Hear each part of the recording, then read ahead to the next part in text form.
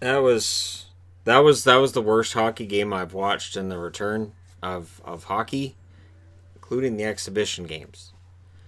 And it felt like it took a long time because it sort of did.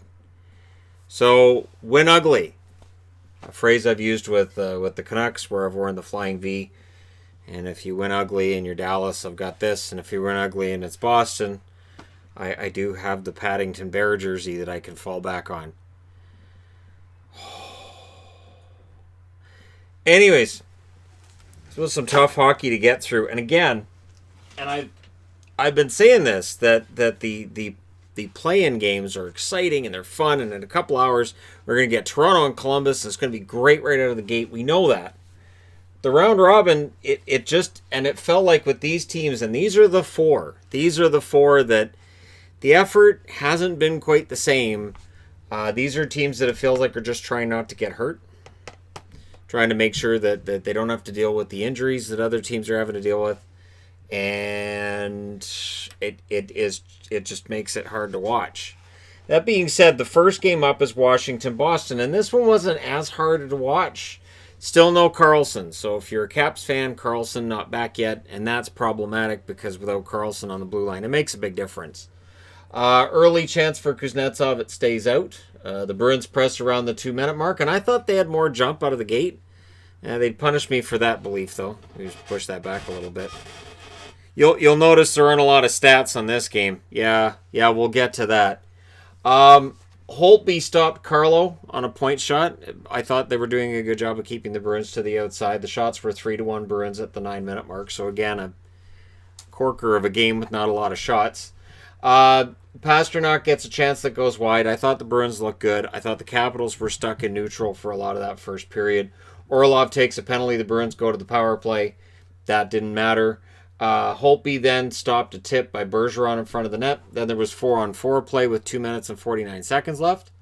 Oshie and Backstrom had a 2-on-1 during the 4-on-4. The 2-on-1 missed. I don't know if you're a Caps fan if it's time to be concerned about the lack of production. I don't know. And again, once we get into round one, maybe we talk about that again. Maybe we discuss how it doesn't matter, but I think it's problematic. Marchand seemed off in this game and throughout the round robin, and I think it's time to break up the perfection line. I know. I'll come back to that. Oshie would get a goal in 1944. Just Chara mishandled it. I don't know if he didn't know Oshie was there or he, didn't understand exactly where he was on the ice, but Oshie steals it and puts it in. It's 1-0 after one. To start the second, I put up there stop with perfection line name because every time I turned around, they were perfection line, no points, perfection line. Here's the perfection lines on the ice. Okay, seriously, just stop. Just no more. Just no. No, we need to not call it that because clearly in this round it was the imperfection line. You can call it the imperfection line if you want because honestly, there's anyhow. Vrana gets a hooking call. Bruins go to the power play. That didn't matter. That was their second and last power play of the game. Good penalty kill by the Capitals. Lousy power play by the Bruins as well. Just not clicking very well. Carlo takes a penalty, Caps to the power play, and a set play nearly scores 11 seconds into the power play. I'm always impressed by those set plays at the start of a power play where you can tell this is something we practiced and here we are. And it almost goes in. Kovalchuk then had a breakaway which hit the post.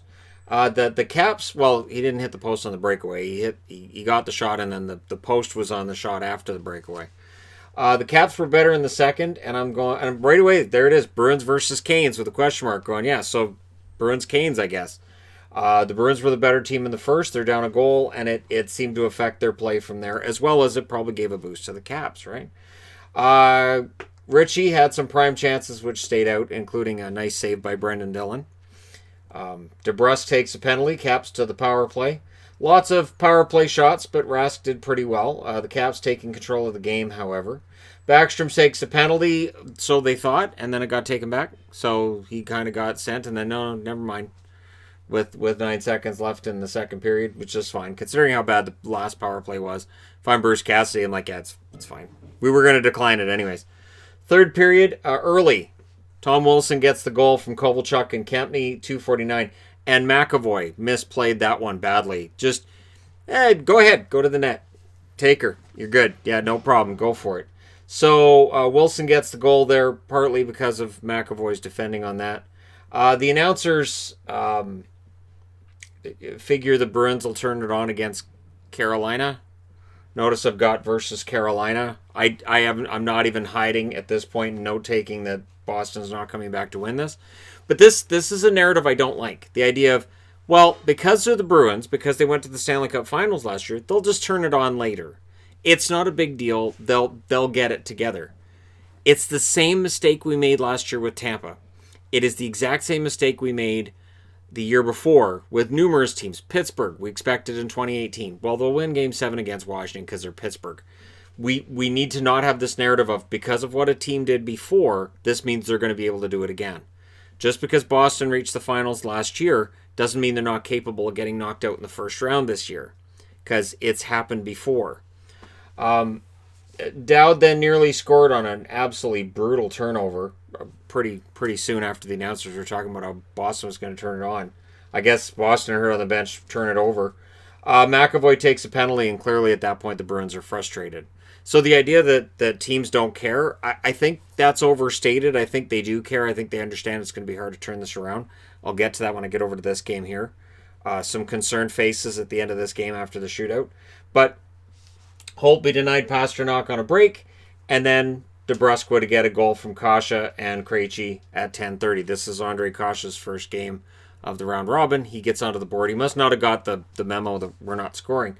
The Bruins then pressed after that goal. Krug, it looked like he got maybe dinged up a little bit late. Don't think he left the game, though. I thought, great, perfect. Not that Krug's had a great 3 games. Honestly, for a guy whose contract is up after this season, he's not playing like it. He is not. Goaltender gets pulled in the last minute. They call a timeout with 34.3 seconds left, and that ends it. So through 3 games, the perfection line, no points. None.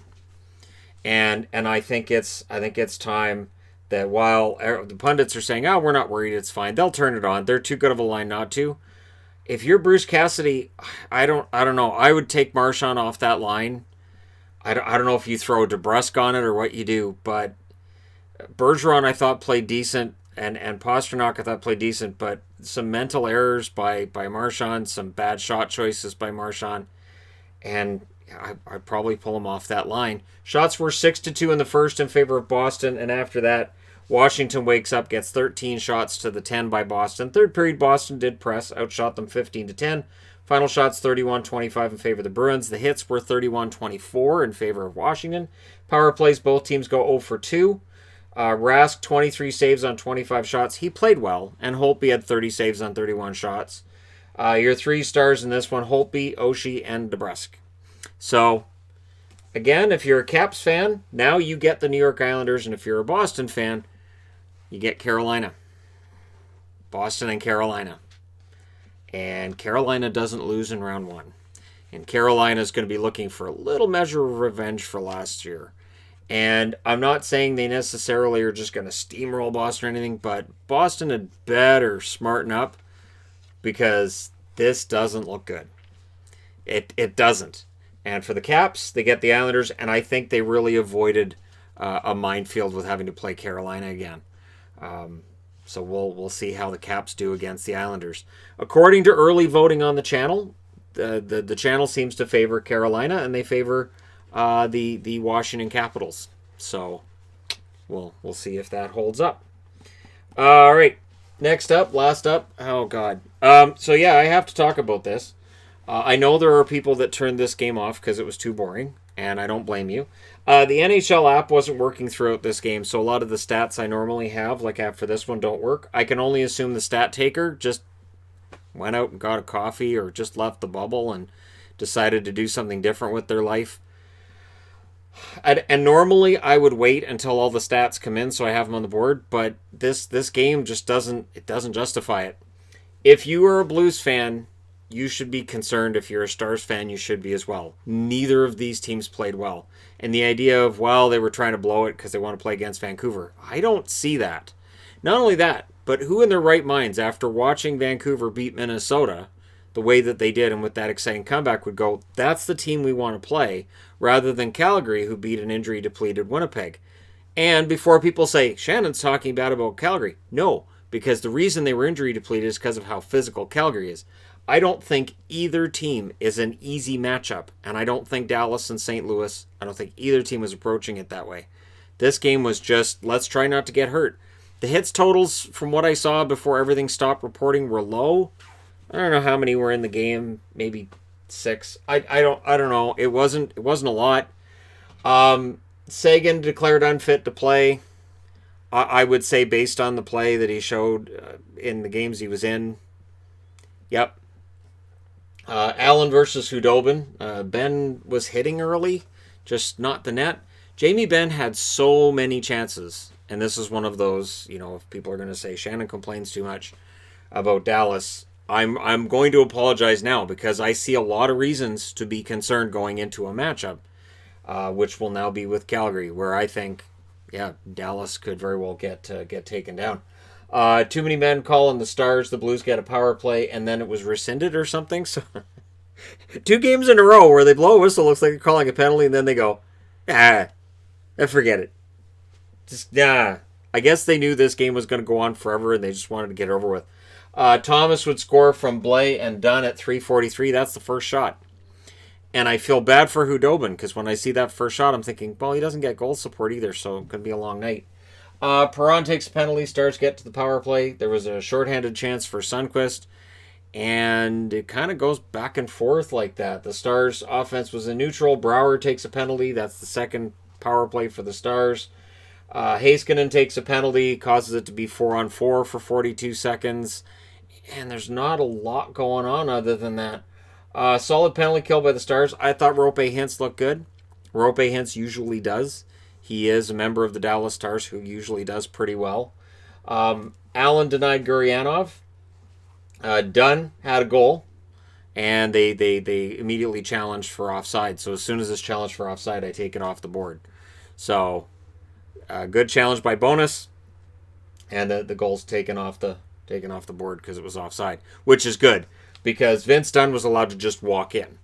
And I understand that it's done, so you're probably going, well, at least it's not Pietrangelo. Don't let the guy just walk in and snap one. So that was troubling, and good news for Dallas was it wasn't a goal. Otherwise, they'd be meeting somebody else in the playoffs. Not that I think this necessarily benefits them more than the other. Like I said, both options I think are tough, whether it's Calgary or Vancouver. So again, if you're a Flames fan, I'm not saying it's easier in Vancouver. Just the idea that we would rather play one than the other is, anyways. Done. After that, there was a penalty to Cogliano. The Blues get a power play. Thomas takes a penalty to make it a 4-on-4. Some of these penalties weren't penalties. I'm going to say honestly, some of them on the Blues, some of them on the Stars, just they weren't penalties.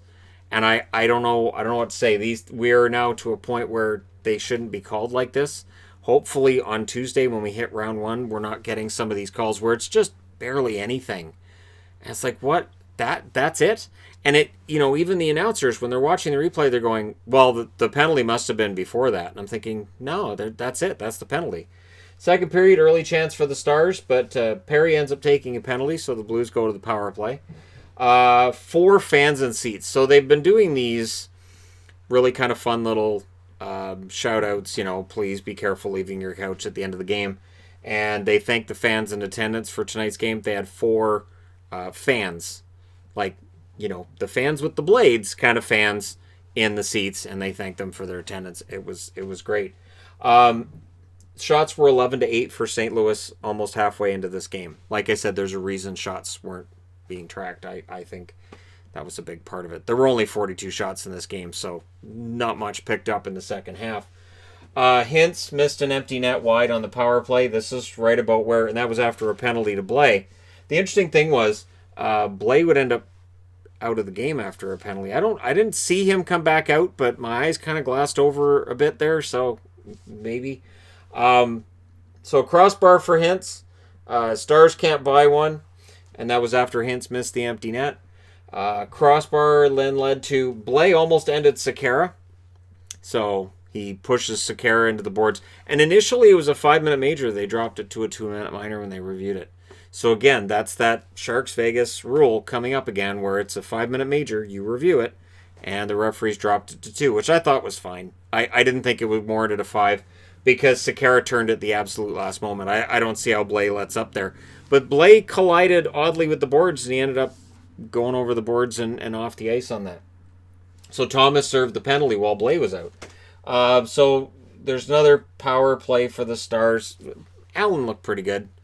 But how good was Allen or how ineffective was Dallas is really the question in this. And no, I don't think Bennington has anything to worry about. I guarantee he's not nervous.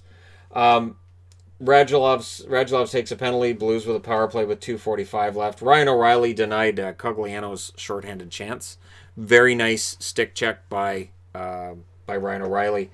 So we go to the third in this barn burner.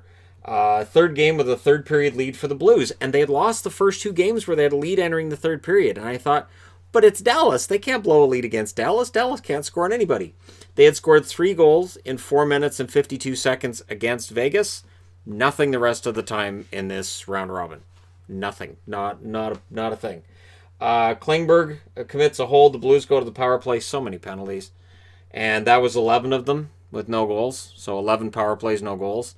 And I really thought on that last penalty to Klingberg, I thought, well, he's a penalty killer.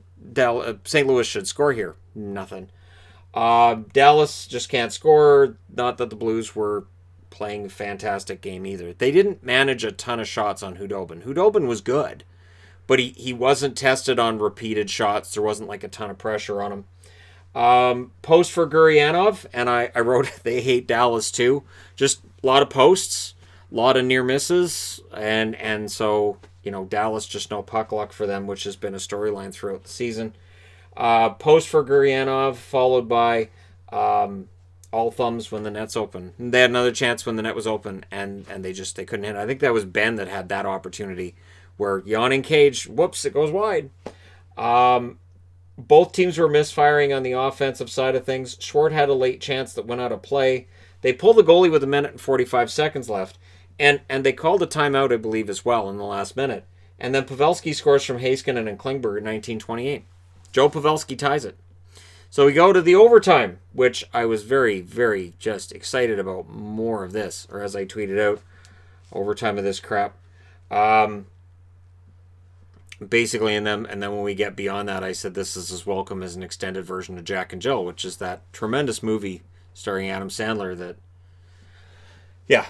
So Hintz missed high on a break because this is the thing with Rope Hintz. He's a hard worker. He's a very good player. His finishing is not quite where it was in last year's playoffs. Hudobin then denied Tarasenko, and we go to a shootout. And I had expected about 65 rounds of the shootout. I expected nobody to get a goal. And it's Gurianov that proves me wrong and ends it on the third shot of the shootout. And then Ryan O'Reilly wouldn't score. And you could see after the game, you could see Blues players, how quiet they were. And if you look at them on the ice in that moment, you can see this is not a team that's, whatever, it's no big deal. So we didn't win anything in the round robin. We're fine. We get Vancouver. We're going to beat Vancouver, clearly. This is a team that understands. They're not playing well. They're not clicking. They had a chance to put Dallas away and didn't. Dallas was kind of like, okay, well, I guess we'll win then. And they won it in the shootout. Dallas gets Calgary. If anything's going to wake up Dallas, I should say, it's going to be Calgary. Now, if the Flames, I expect them to target Sagan if he's out there. I expect them to target Klingberg. I expect them to not try to rile up Jamie Benn because Ben's one of those guys who plays better when he's ticked off. So I would expect in Game 1 that Calgary's going to start going out and trying to do to Dallas what they did to Winnipeg. If they can eliminate a couple of big guys in a clean fashion, but if they can take a couple of guys out with injury and then use the talent that they have and Dallas doesn't have at that stage to wear things down and win, that's what's going to happen. And for St. Louis, Vancouver played them well this year. And so Vancouver's in a no-lose situation where if they lose to the defending Stanley Cup champions, we can say, well, it's the defending Stanley Cup champions. But if they beat the defending Stanley Cup champions, that's huge. So St. Louis has put themselves in a position as well where if they lose, people will be like, why is it the Canucks and the Blues? Why do the Blues not have a great history against Vancouver? and they don't. So very interesting matchups we have now in round one, and we just have one left to find out. Tampa Bay's awaiting the winner of Columbus and Toronto, and that game starts in about an hour and 40 minutes from where I'm finishing this up. The round robin is mercifully over. I made it. I did it. I got through this game, and if you did too, congratulations. If you're a Dallas season ticket holder, you should get a discount on your season tickets for having watched the entire game if you could somehow prove that. And same for St. Louis fans. But hey, things are going to get really interesting on Tuesday. Let me know your thoughts in the comment section below. As always, don't forget to hit like and subscribe if you're browsing your way through. You just happened upon this video. Thank you guys so much for watching, for all your support. I will talk to you again soon.